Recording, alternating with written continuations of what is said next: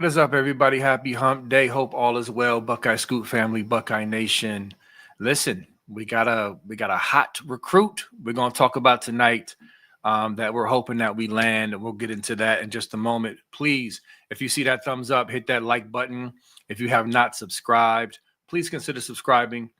We are inching closer to our goal of 40K, one subscription at a time, and also hit that bell so when we go live, you get notifications on your phone or on your device. Also, my guy, Mike Red, my brother from another mother. We go way back, man, and good dude, great basketball player for Ohio State, great basketball player in the NBA, but even a better dude off the court.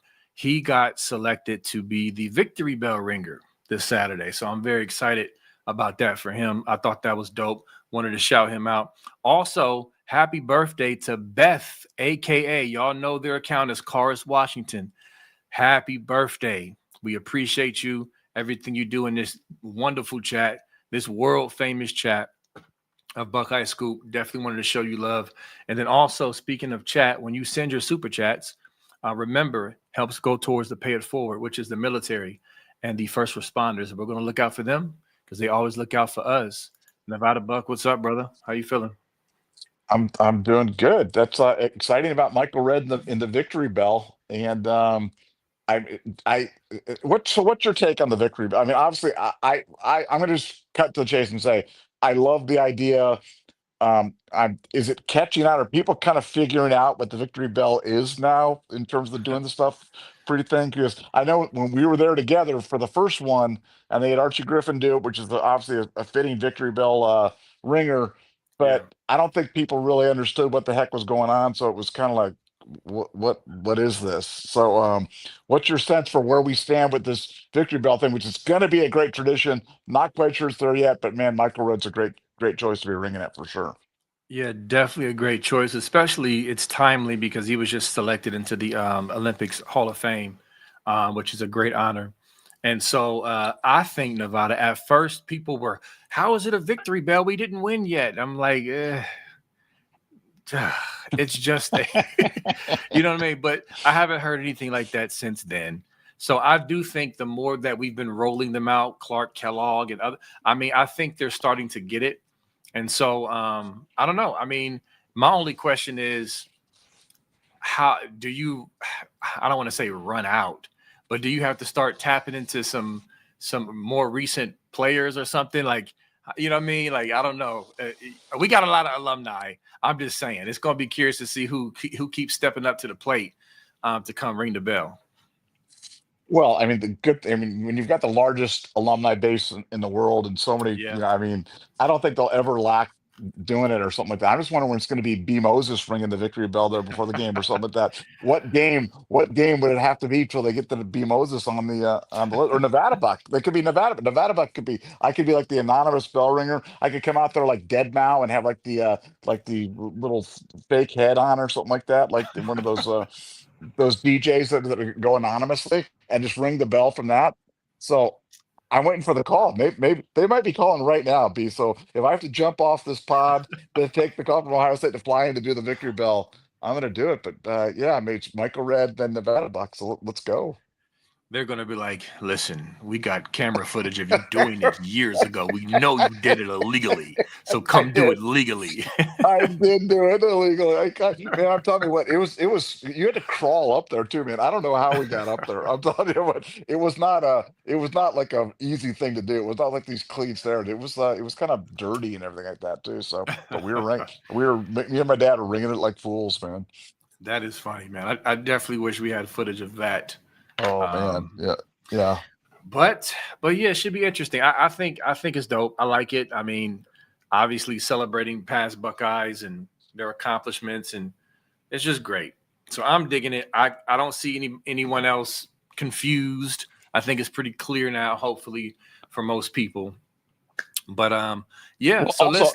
Oh, go ahead. but also, have we lost a game since we did the victory bell before the game? No, We are no, we have undefeated. not.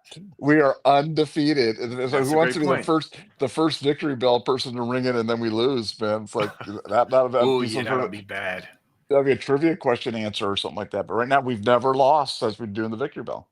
That is a great point. And Yeah. honestly, I don't think we are. But anyway, No, not this year. I'm going to keep it, people go like rap boys and rap, Yeah. that's just how I feel. So Yes. but anyway, so at the topic at hand in Nevada, I'm gonna, let you kind of kick it off. But the question is there a massive 5-star that's gonna be a Buckeye? It's a lot of buzz right now about a stud that Ohio State is doing something they haven't been doing or have not done specifically and have not done consistently. And Nevada's going to get into it, and we'll talk about it. But it's very exciting and very intriguing, and it's something that I feel like, hey, we might be able to swoop in here. Nevada, who we talking about tonight? Well, I want to just lay the foundation here. This is a player when I was asked about this player, and as early as this morning, my perspective on this was that it was a pretty slim chance to get this player. And after doing a little more digging, talking to a few more sources, doing a little more kind of diving into it, it's definitely higher than a slim chance. And we're talking about 2027 recruit Jalen Brewster, or as BMOs like to call him, Jalen Stewart Brewster. Yeah, I butchered his name earlier. but Something Jalen crazy. Brewster, a guy that's the I'm not sure if he's the consensus number one player in the 2027 class, but certainly a blue chip 5-star top of the class type of player. And when you watch him, on the tape, you don't need to be some sort of great football analyst or anything else that to see that this guy, the way he moves, the way he plays, what a I mean, just the athleticism is just in abundance. Could play literally both sides, anywhere on the field, and kid from down in Texas, defensive lineman, one of those kids that he's a program changer. He's one of those guys that you want to get. And what's interesting about Jalen, couple things. One is obviously family ties back to Ohio. Dad's from the Cincinnati area. He's got the Ohio State tattoo on the arm. I mean, the usual stuff, the big Buckeye fan lineage in terms of growing up, being a fan. So there is, some sort of contact. Obviously that was long ago for him as, as a, it's more to his dad than to him. But, the kid grew up, knowing about the Buckeyes, being aware of the Buckeyes, cheering for the Buckeyes, that sort of thing. Um, the second thing, and I don't want to paint him as just an NIL kid because it's not just about NIL, but with these kids, it's always about NIL. And what I can tell you is that this is the highest non-quarterback NIL offer that Ohio State's ever made. So that's the kind of rare air that we're talking about with this player. That's how highly they regard him. And I'm talking about Ohio State. And I think that they realize that Texas Tech is kind of a chalky pick for this. Texas Tech throwing around a lot of money to these players, but they wanted to get something in there that was kind of a stalking horse to kind of let the Brewster family know how serious they were about their son.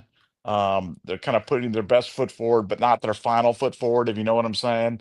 But that's where Ohio State is. So Ohio State's got a connection to the kid, a great relationship with the staff, great relationship with the parents. The parents would really, not that they're pushing him to Ohio State, but they like him to be at Ohio State. They think he fits the system well there. And Ohio State now is coming with a qualifying offer that for Ohio State is, top of the mark. I mean, they're really putting their best foot forward. And so for me, this one kind of upgraded from really slim chance, wow, maybe you've got a shot, but it's like a lottery ticket to I think we've got a better than puncher's chance in this one. And it's really a tribute to Ohio State and their NIL group and them stepping up to really make this thing a reality. Yeah. So that's all those things matter. And some of our fans have really complained about not, shoveling out the cash. And one thing we've said is, yes, Ohio State's not going to play that Texas A&M game where they're just throwing money at everybody. But for the Jeremiah Smiths of the world, they will pony up the dough within reason. Um, and this is another kid that they absolutely love and that they're clearly willing to pony up the dough for. And if you look at his film, and I'm gonna pull up his defensive highlights in a minute, but you saw him on offense, and I'll pull him back up now on offense because I don't want y'all to miss that. I know he's a D lineman. Okay, look, this kid is 6'3", 302.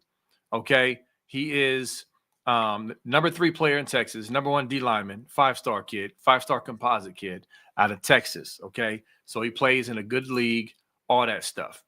So the athleticism, I don't know if y'all saw the y'all saw the daggone cuts he was doing. It's crazy. This is 6'3", 302. Okay, getting upfield. I mean, that athleticism is crazy. So, you know, I'm excited about this kid. And then the other thing I wanted to say is that you gotta love the development of our D line. One thing, Nevada, that I've been hearing this week since this Washington game, because more and more people are starting to get on the bandwagon for this defense. And you see a Caden Curry come through that was not bought in the portal. He came up in the program. Now he's emerging, looking phenomenal. And now you have analysts that are like, yo, this is an example of how Ohio State develops.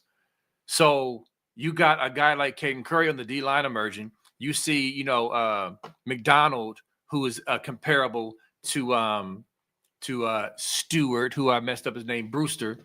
And so to me, everything Nevada said, plus the fact that, remember, another thing, as I hit my point, is I was saying in the summertime, recruiting is one thing. When you got coaches for schools like Auburn who say, we're going to be better this year and come here and you start and we're going to be much better. But then the season starts and you start seeing the field start to actually play out and see who's actually real, who's actually trending in a direction. And that's when things kind of change between summer and December, when kids and parents start saying, I don't know, man, like this might not be the move. I know the money is maybe a little more, but this is not the case in this situation because we're saying, hey, we're willing to pay this amount for you. Now, people can argue over if that should be the case for other kids. It's not my argument, not my purse or my wallet. But the fact of the matter is they want this kid and they're willing to offer the money for it. So just wanted to add that, Nevada, to everything you said, which are great points. But you got to love how we are just popping on defense right now, especially on this D-line with a kid like Caden Curry. Well, no, I think, and I think it's a great point about the OSU. I mean, if you talk about the storylines of the 2025 season, around college football, one of the main, I'm not saying it's the only storyline, but one of the main ones is the emergence of the pro style defense at Ohio State under the guidance of Matt Patricia.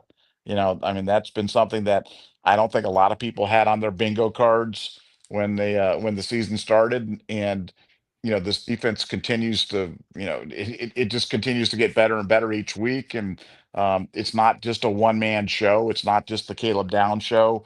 It's about developing guys and about putting guys in great spots, and the emergence, to emergence, not to us, but to the rest of the college football world, of kids like Arvell Reese and Caden McDonald and Caden Curry and guys that we know about, but everybody else is kind of getting an education about it. So Right. for Ohio State, you can go back through just about every position right now and make an argument for Ohio State being that you know, wide receiver offensive line quarterback we can pretty much make a claim to everything. But there have been times when Ohio State defense has been great, and there's been times when Ohio State defense hasn't been as good.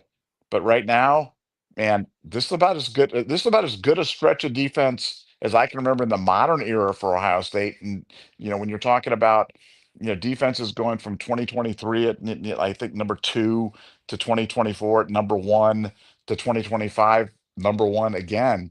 Yeah. That's pretty crazy. And doing it with 2 different coordinators, obviously, over 3 years, you've lost a lot of people, a lot of different kids, and what they're doing here. But for defensive players, I mean, Ohio State's at the top of just about everybody's list because we're playing such good defense. And I've always thought, NIL was a differentiator until you're kind of in the same ballpark, and then it's no longer a differentiator. As long as you're in the same ballpark, as long as you've got kind of qualifying offers, as long as you've got stuff in there that's just in the ballpark, then Ohio State's got a chance, and they can go anywhere with that. That can travel down to Louisiana, that could travel to Mississippi, that could travel down to Texas, that can travel to, you look at our defense, and you know, you've got Caleb Downs, you've got, Caden McDonald, you've got Davison, you've got guys from all over the place. You've got McLean. So it's not just Ohio kids making this thing up. The people, kids are coming from all over the country to play in this Ohio State defense,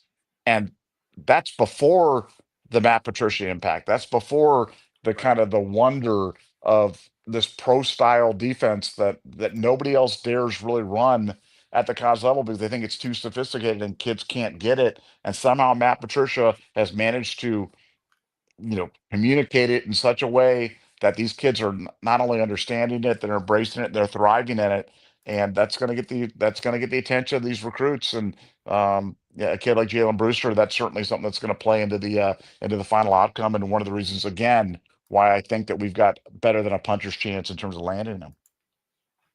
Yeah, definitely. That all matters, man, because I'm telling you this week, listen, we know the analysts, the national analysts, they're all fickle. They can be with you one day and off the next. But I mean, Nevada, they've been just gushing this week over this defense.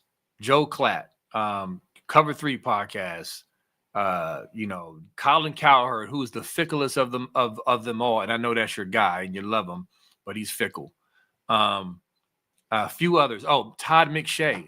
I mean, spending like almost 10-minute rants just waxing poetic about this defense and the scheme and just the players, the development. And oh my God, they lost so many players. That matters. It's like commercials. It's like multiple commercials for Ohio State defense. And so, and again, I'm telling y'all, when I was saying wait till the season starts, and you're going to start seeing kids like, yo, the money's great, but that NFL money is even better. And a national championship with NFL money is even better. You kind of start to see the vision a little more. You know what I'm saying? And so with this kid, this has to be appealing. Not only is the NIL package there, as far as topping, if not, you know, absolute tops out of anybody. And then this defense with this coordinator and this development, yeah, yeah, that's exciting. That's exciting. So I'm very curious to see what happens with this, especially with the pops. Listen, I know we've joked in times past about, oh, he was wearing an Ohio State shirt or Ohio State gloves. I mean, Ohio State tattoo is a little different, right, Nevada? I think that's the next level than just the Rico. What was the kid's name wearing a T-shirt? Yeah, no, yeah, Rico McCoy. Rico Yeah, that McCoy. was that was yeah, we still remember Classic. that. Classic. That was the classic. No, no, it's yeah, no, it's certainly a different level of commitment there for sure. And I think for Ohio State, what gives me kind of great solace on this whole thing is with the players that they get, that the players that don't want to be part of this, like the players that are like looking at this and kind of going, I see the level of defense that you're playing, I see the kind of the culture that you're going, I see respect the offers that you're making, and they're not buying it. To me, that's kind of self-selecting. You know what I'm saying? It's like, it's kind of Yeah. like, okay, that's fine. And I'm not going to the, oh, we're better off without you type of thing. But I do think you kind of get the kids that you should get. You know what I'm saying? And Yeah. so I think for Ohio State, if we're not getting a kid given, you know, that literally, like you said, we're having love letters written to the Ohio State defense every single day. You know what I'm saying? Like people are coming out and just, gushing over the defense and what's going on and how we're going about our business and how amazing it is and this, that. I mean, if that kid's not interested in coming to Ohio State, it's fine. I think Right. that probably, it's probably for the best. And it's probably, those situations, I always, I think that I always say, it's never the kids that you miss on that hurt, that kill you. I think that, this is probably a good thing for Ohio State, but, I could have never dreamed that we'd be getting this amount of love. I mean, I really thought that a very optimistic, uh, you know, prediction for this defense would have been top 20. You know what I'm saying? Like a good That's good. defense, That's good. but when you're only returning 3 starters and you've got a new coordinator, I don't care who the coordinator is.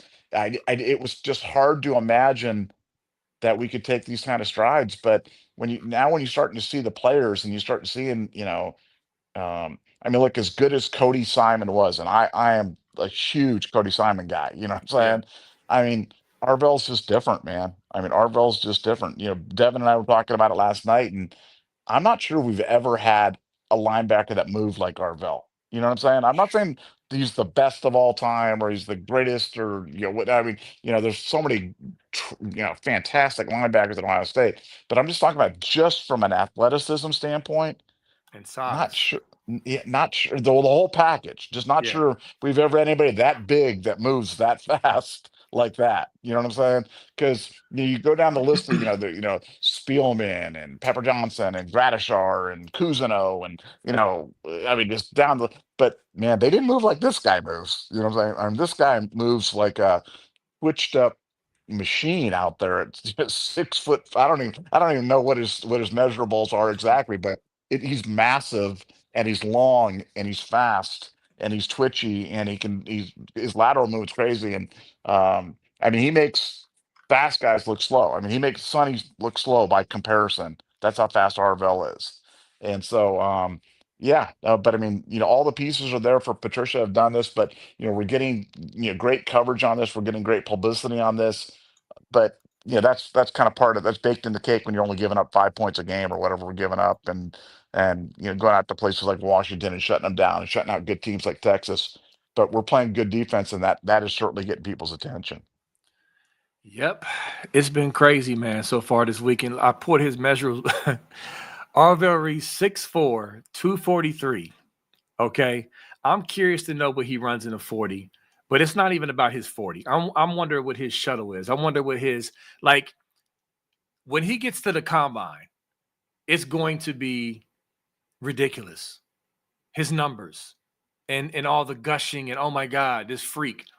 It's going to be amazing. But to your point about Arvell Reese, because me and my buddies were talking and we were trying to find a comparison. And we came to the conclusion that we've never had a linebacker here like Arvell Reese. We came to that conclusion. And that's hard to say because we were in a battle some years ago for linebacker U.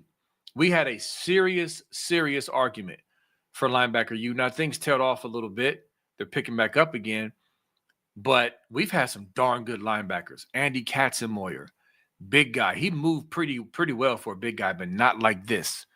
I mean, that film that we went over the other day of him spying Williams and running him down like a lion and a gazelle, tackling him like just swarm, like that same piece of film, Nevada, all the film guys are just gushing over that film. So I don't think we've ever had a kid like that. And then the beautiful thing is he's from Cleveland. You know what I'm saying? Cleveland has been so great to us, have they not, over the years, Nevada, with talent on both sides of the ball? Yeah, well, Glenville's been. I mean, Glenville. I'm not saying single-handedly, but you take out the Glenville kids out of Ohio State football, and the history of Ohio State football is very different for sure. And it's just Arvell just came in. I'm not saying he was under the radar, but nobody was going crazy about Arvell Reese. I mean, I think the biggest question I had about Arvell Reese was he so big that he ended up a defensive end? You know what I mean? Like that to me was a legitimate option for him because he was, just a big kid. But yeah, no, he's been something else. And there's some talk about there's another linebacker spot potentially available in the 2025 class. You know that. And so they're talking Yeah. about potential kids coming in, and one of the kids that we're talking about for that is Jacob Curry. And Jacob Curry is I'm not sure exactly when's Jacob visiting. It- Is he? Let me see if I I mean can that find that. I I thought it find that might have been they were trying to get him to come this weekend, but that was still not decided. I need to yeah. find that out. but I mean, there's a very real possibility that that kid ends up being the last linebacker in this class. And the way that they're kind of accumulating linebackers, and I think that they're anticipating that Arvell's going to leave. You know what I'm saying? Because Yeah. when you play like that, this year going into it, we're thinking, oh, we're going to lose Sonny Styles at linebacker. Well, now I think we're going to. It's pretty chalky that we're going to lose Arvell and Sonny, and we're going Yeah. to have linebacker spots available. But that's the good thing about having guys like Alford and Pettijohn and Peyton Pierce already in there as plug and play. And, maybe this guy's the next guy that they kind of bring in there in terms of doing stuff with. But, that was a room that was a little barren, a little difficult to deal with there. And I mean, since Laurinaitis has came, it's just like a switch has kind of gone off. And now I'm not saying he's recruiting at the same level as Hartline is, but that room's full of dudes. I mean, that room is full of dudes, and I don't worry. Before it would have just been terrifying to think, oh, we're going to lose Sonny Styles and Arvell Reese. What are we going to do going forward? But now I'm not even. I mean, I just don't know who it's going to be, but I'm sure that whoever it is going to be a heck of a player once they get a chance to get on the field. Definitely. I mean, it's a beautiful thing, right? Because we're seeing a combination of a few things. Like even with this kid, being offered, I was about to call him Stewart again, Brewster being offered, the package that he's being offered again is a sign that Ohio State is not just going to just not offer anything money wise. That's big. So there's that. That's a data point. And then on top of that, we're seeing things play out on the field. You're seeing development, a reminder of development. This is not a new revelation. Ohio State develops. They do it well. They put a lot of kids in the NFL. This is a reminder of that. Okay. So you got that happening. And so the linebackers themselves, as you're being recruited to play linebacker and you see what they're doing in this system, that's a byproduct of their good play and the scheme and everything. So it looks great, but then the linebacker recruits are like, oh, I can see myself in that scheme, in that system. Oh, and they play for championships. 2026 roster is going to be loaded. I mean, I can fall into a ring. It's so much. It's so many things that accumulate, and this goes back to a few weeks ago when we were talking about, hey, Ryan Day. They're looking to make some big moves between now and December. Keep your eyes open. And so it looks like he's visiting for Minnesota, Nevada. So yeah. So there you go. I mean, yeah, I mean, it's funny how Ohio State just kind of, I love the way that they're just kind of tracking along here in this 2025 recruiting class. Obviously going to try to finish strong, and then putting their best foot forward in the future classes in terms of doing out there and making the big offers. And for Ohio State, it's just hard for me to get worried about recruiting. Because how can we be bad at the recruiting thing when we have excellent position coaches that are recruiting, a young head, dynamic head coach. Um, we're the number one team in the country. We're the defending national champion, and we don't lack for NIL money. We don't lack for opportunities. We don't lack for exposure. We don't lack for Right. development. We don't lack for culture. So I'm not telling everybody don't be excited about this recruit or don't follow recruiting or whatever it is, but don't whatever it is, don't worry about it. I mean, don't worry about it because I'm trying to figure out like whenever I look at a game, I'm always looking at kind of what you're losing, what's your losing proposition, like what's the path to you losing in that thing. And when I'm looking at Ohio State recruiting, I'm like, what's the path to Ohio State being bad at recruiting?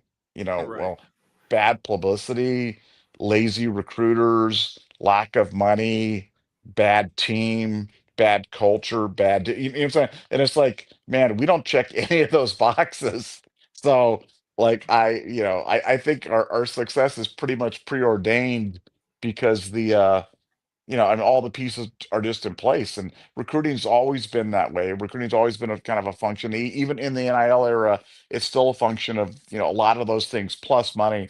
But Ohio State just literally checks every box, and that's why we can go and play for a kid like Jalen Brewster and know that we got a legitimate shot. Know that we've got a shot at a kid like Kamari Bing, the kid from Maryland.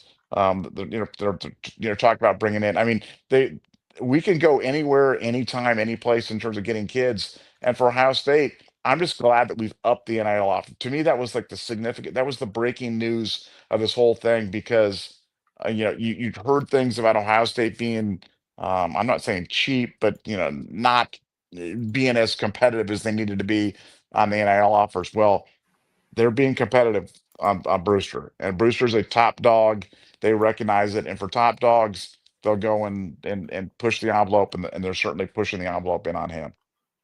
Yep, for sure. And so yeah, I think we'll start to see more and more of Ohio State showing their hand because we talked about weeks ago the new NIL approach and with everything things being updated and confirmed and you know Ohio State they're not like I said when NIL first came to be there was a lot of freaking out because Ohio State was not dumping cash like Miami, Texas A&M. Some of them schools got popped by the NCAA. Some of them, lost roster just because it just wasn't sustainable. Ohio State, they're not going to just follow the pack. They set the tone. They're the leaders, and they're also not going to do anything to put themselves in harm's way. We've always talked about how they're always going to adjust. And so we're starting to see the adjustment once again. But again, like I said, the play on the field is a huge recruiting tool. Huge, huge, huge. Okay. So it's just we can't let you not understand that because it's a big deal. Because these kids, yes, NIL is a factor, but there's a lot of kids who want to be developed and they want to go to the league and they want to go to the best place that offers that. So then when you get the NIL money partner with that, it's just a beast. Real quick though, I wanted to bring up, speaking of the defense, I wanted to bring up, I was watching Cardell and Beanie, and they were talking about how the defense, they can just play faster this year because they were saying it's not as complicated as last year's. So there's something to think about with the whole nose thing. Not dissing nose, thank you for the championship, but there was still some rockiness. There was still a little bit of what's going on, Oregon game, not lining up fast enough, and all the other stuff. This year, these guys are saying they're playing faster because it's not as complicated. They're not overthinking things at the line of scrimmage, as a direct quote of what they were saying. So I wanted to bring that out real quick, Nevada, as far as the defense goes, because again, that's amazing to me. Well, I'll say this. I keep reminding people that Ryan Day made an emphasis that Patricia was not coming in to just completely overhaul. It's his defense and it's different, but the principles and foundations of what Knowles had here kind of remained, but just Patricia put, his scheme on top of it, if that makes sense. Maybe I didn't explain that right. The point is, though, the way that it's been taught, and we've been hearing this all back through fall camp and spring and all that, is that the terminology was not confusing. I remember hearing CJ Hicks being interviewed and Sonny Styles. They were saying similar things about, hey, it's easy to learn, it's easy to catch on and stuff like that. So this is another look into why this defense is so good. It's like when guys know what they're doing. Nevada, you've been hitting this a lot lately, is that you keep saying our defense is smart. Our guys are smart. Why are they smart? Because it's easier to be smart when it's easy to understand what you're trying to accomplish. And I just thought this was just a good peer into the defense, Nevada. Well, I think you got to remember though, like when Knowles took over the defense, the year before he took over the defense, we were 59th in defense.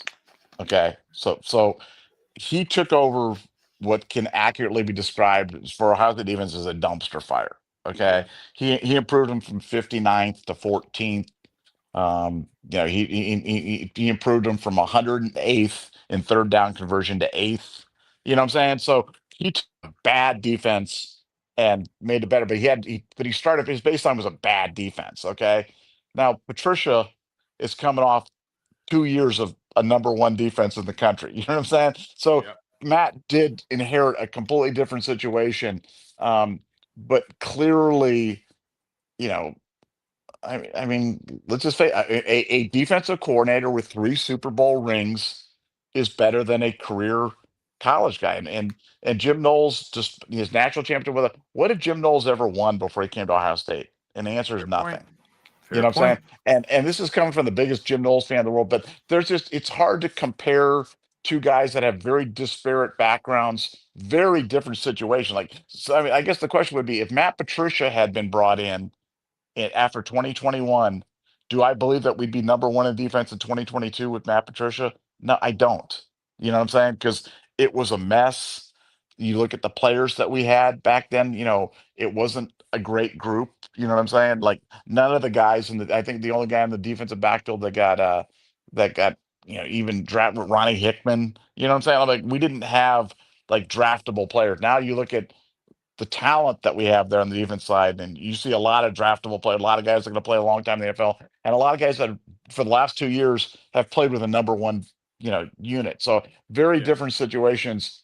But having said that, one, it's not surprising given Matt's success in his life that's what made it so confounding when people were down on the hire because it seemed so obvious to me.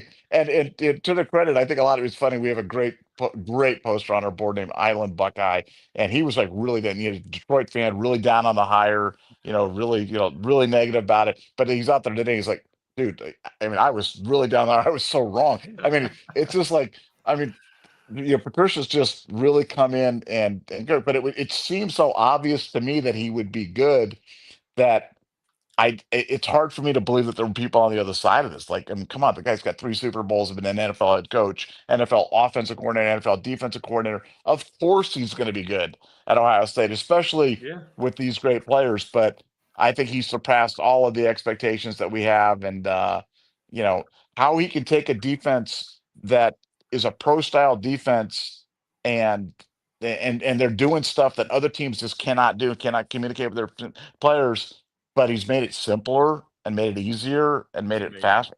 I Yeah, that's the wizardry, and that's pretty darn amazing. Yeah, it is, man. I mean, listen, it we can wax poetic about this defense pod after pod, and we will continue to do it because it's worthy of it. But it's there's so many aspects of what we're seeing that we can just really drill down into, man. And because it's even more because you kind of got to consider the counterpoints, the negative points versus what we're seeing right now. And he hasn't coached in college in years, and I'm thinking to myself like he's not going from a lower level to the highest level. He's coming from the highest level with 3 Super Bowl rings coming down to a lower level. Now, granted, Ohio State is the best of the best on this level, but it ain't the NFL. So why would you fix your lips?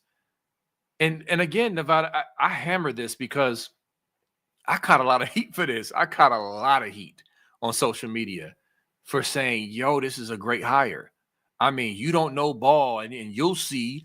I'm just like, what is wrong with y'all? But then, like you said, when I start peeling back the onion, onions make you cry. The crying, most of it was Detroit Lions fans, Michigan fans, Buckeye fans who are Detroit Lions fans. That was the most of them. But then there was a other few stragglers that just thought he was a bum, and I'm just like, okay, No, I put there's a whole nother category called dumb members of the OSU beat. I mean, you oh, know what I'm yeah, saying? I mean, yeah, because the yeah, OSU beat was not happy about this hire. The OSU beat, yeah.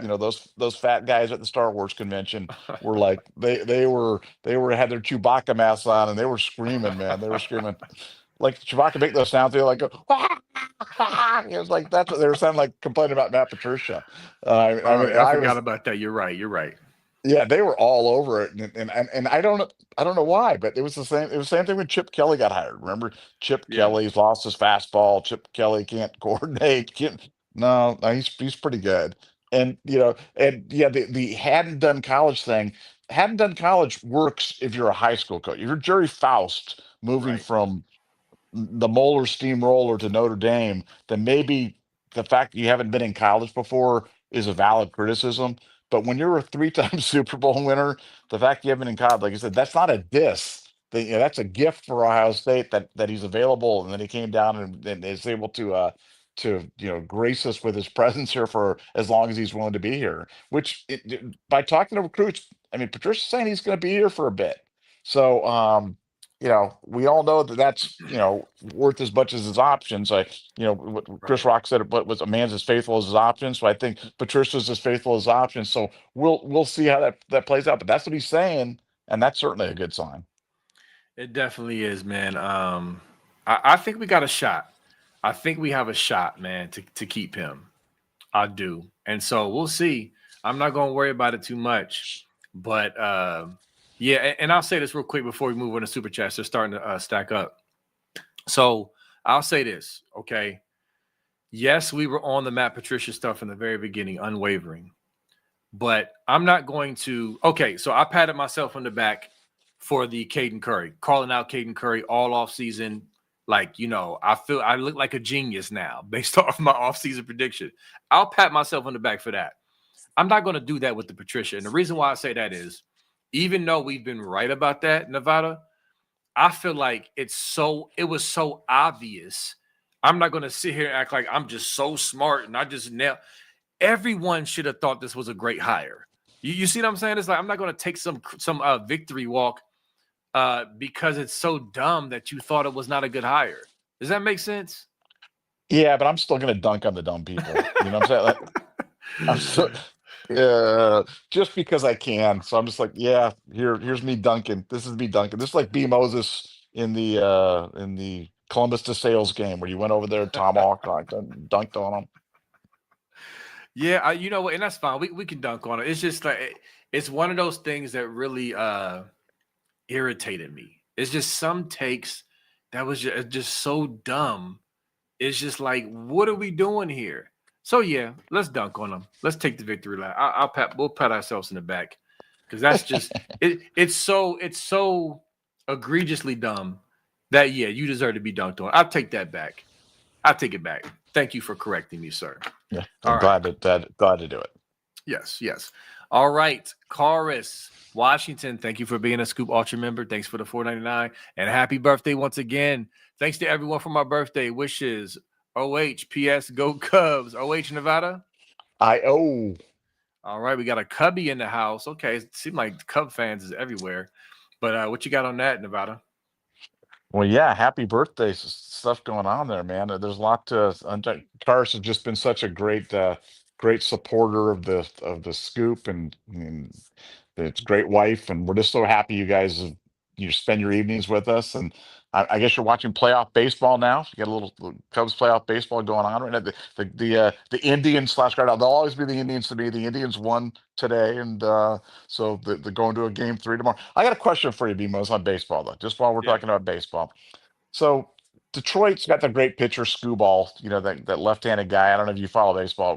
Great, probably the best pitcher in baseball. He pitches on Tuesday, just shuts the Indians down. The Detroit wins 2-1, and so now they've got a game on Wednesday. Okay, you're telling me Skubal couldn't come back on Wednesday and pitch again? Like, come on.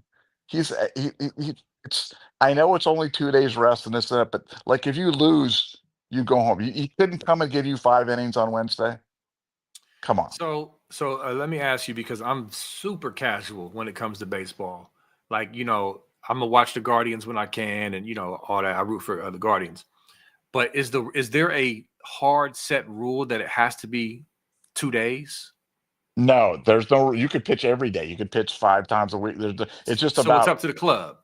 it's up to the player. It's up to Oh, to I the guess they player. I don't thought okay. they don't want to hurt his arm or they don't want to do that. It's like you could pitch as much as you're available to do. It'd be like a basketball player could play all 81 game or 80 games. They're Okay. like, hey, forget like LeBron did a few times. Like forget load management. It's about load management for his arm. But I'm like the season's on the thing, and I'm not rooting for Detroit to do it because I do Right. it. But I'm like, man, I wonder why baseball players don't do that more. But that was just me just going off on a tangent here tonight.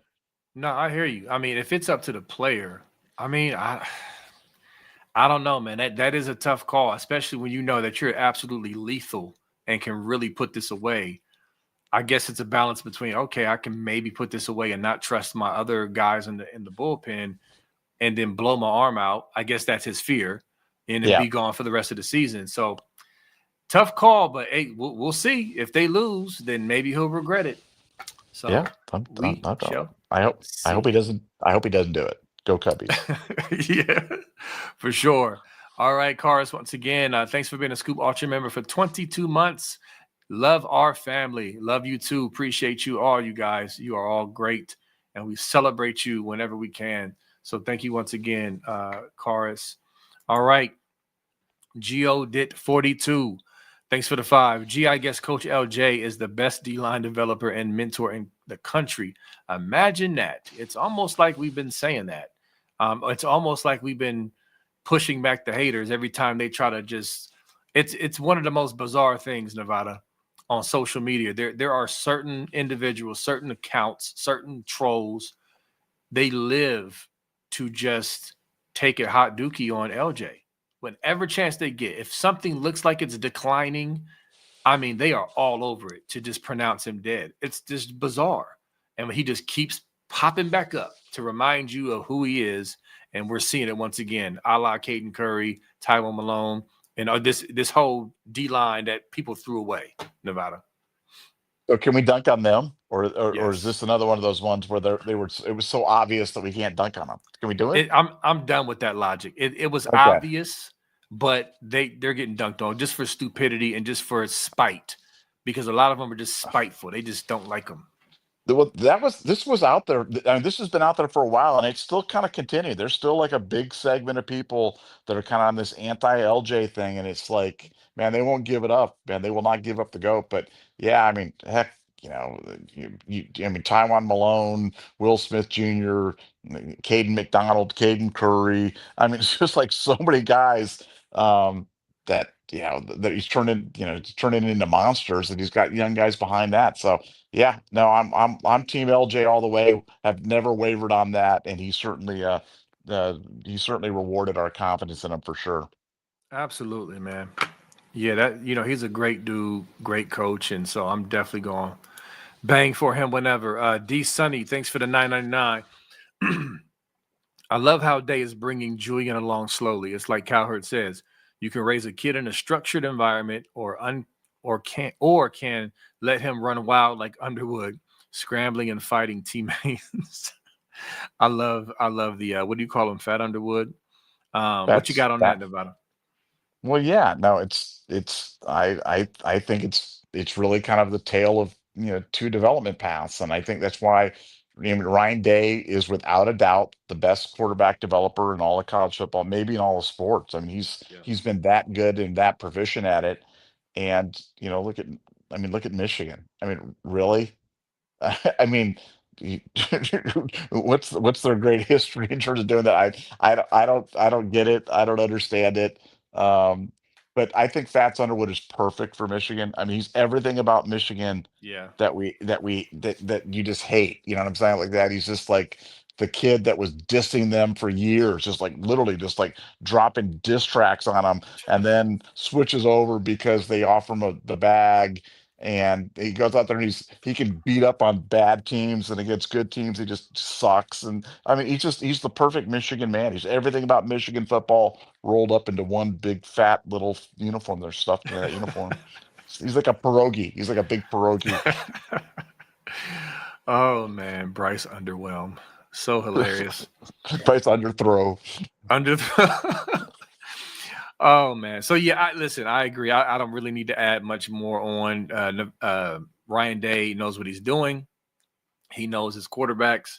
Saying is going to be just fine. He's already more than just fine. Look at the stats. Look at the games. Understand what's going on in the games. How defenses are playing us. It's going to get better and better and better. So that's exciting. Geo did. Thanks for the 5.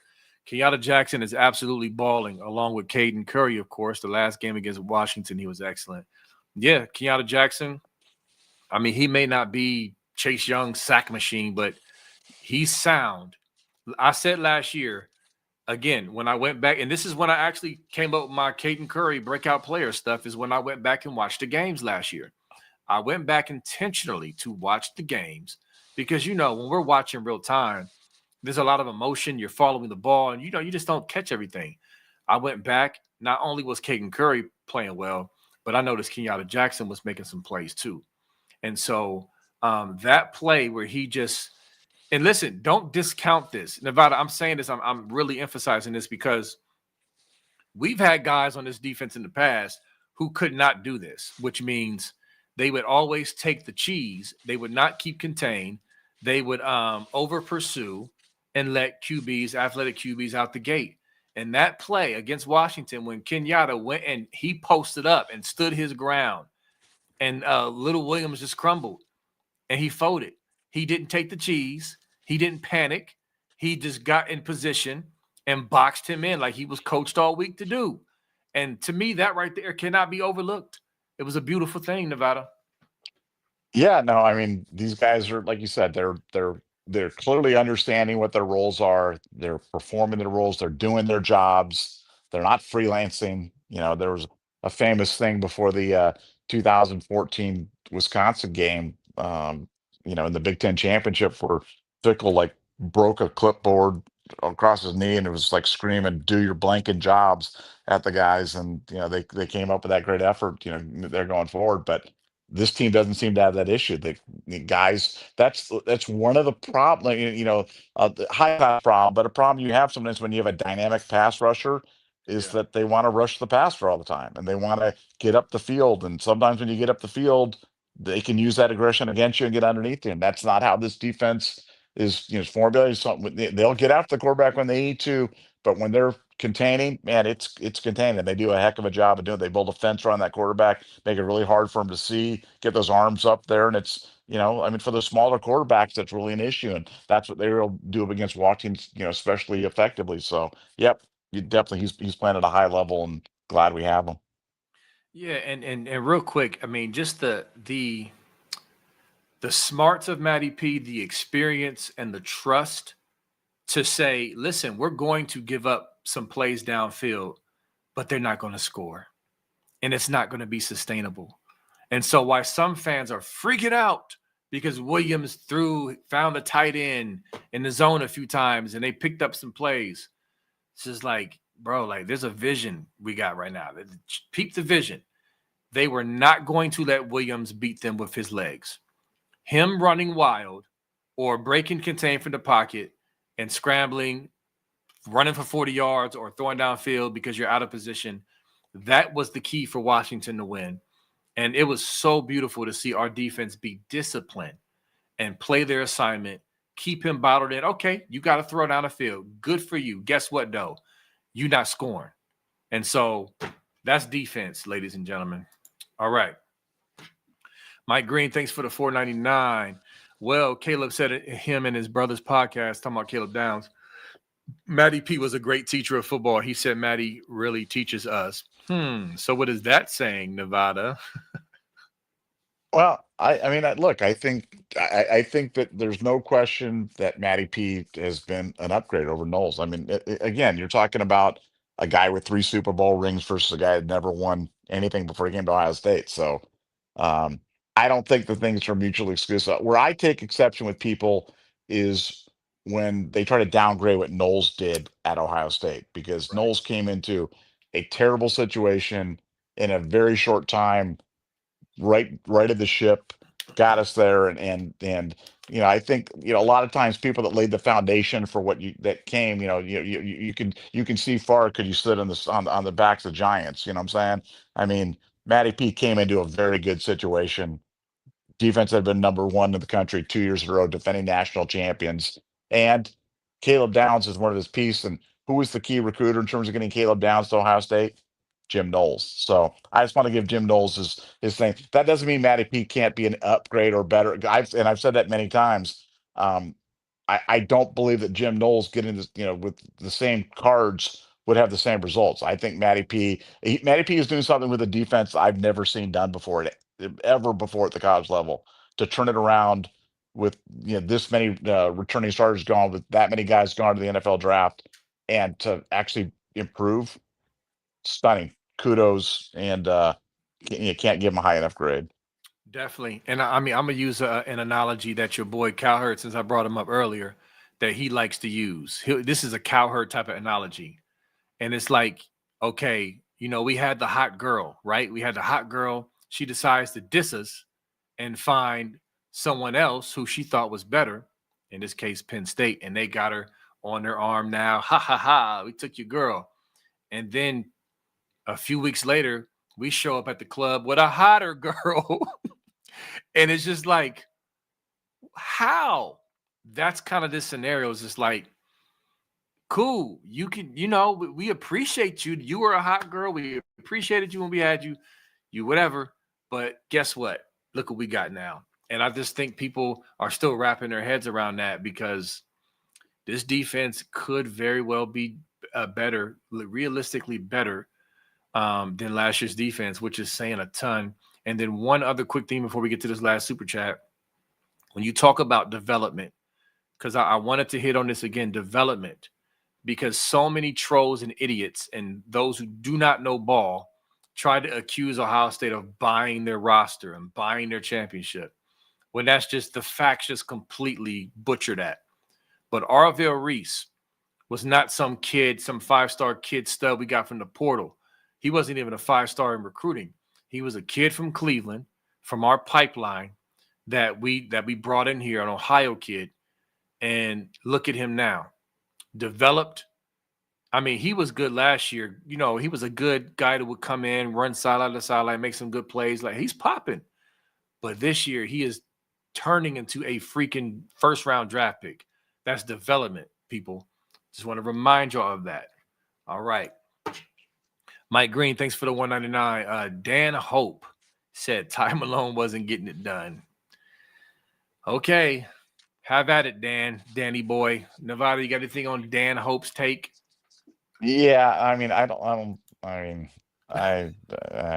even, like I said, I think, look, do I think Tyron Malone was like a wrecking machine in there and killing it? No, but he was doing his job, and he's getting his that was his first start, I think, ever at Ohio State. So I think the arrow's definitely pointed up on Taiwan, and he's a guy that I'm excited about, and all he needs to do is give us minutes until Edric gets his head right, because Edric can be that guy. Edric is the guy, but Malone's giving us minutes, and I give him credit for doing it, and I appreciate him.